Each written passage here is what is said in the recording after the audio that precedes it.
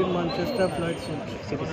এই ফ্লাইটটা হঠাৎ বন্ধ করে দেওয়ার সিদ্ধান্ত নেওয়া হয়েছে, যেটা আমাদের বিদেশি সিলেটিরা যারা আছেন এদের খুবই ক্ষতি হবে।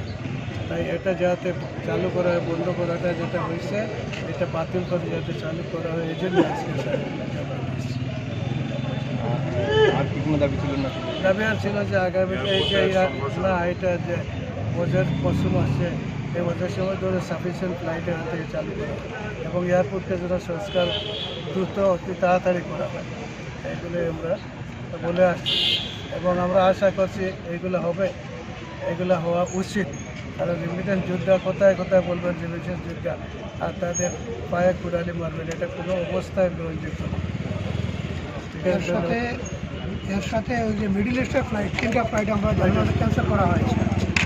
সিলেট জেদ্দা, সিলেট মদিনা, সিলেট দোহা, এই 3টা ফ্লাইটের জন্য অবিলম্ব চালু করা হয়, এই দাবিটা আমরা জানিয়েছি।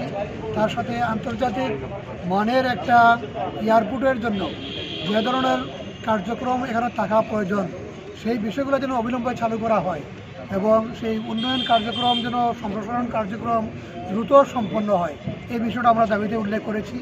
তার সাথে আপনারা জানেন যে সিলেটের আরও অনেকগুলো উন্নয়ন কার্যক্রম রয়েছে, বিশেষ করে সড়কপথ দীর্ঘদিন থেকে আমাদের ভাঙ্গাচুরা এগুলা কাজ হচ্ছে না।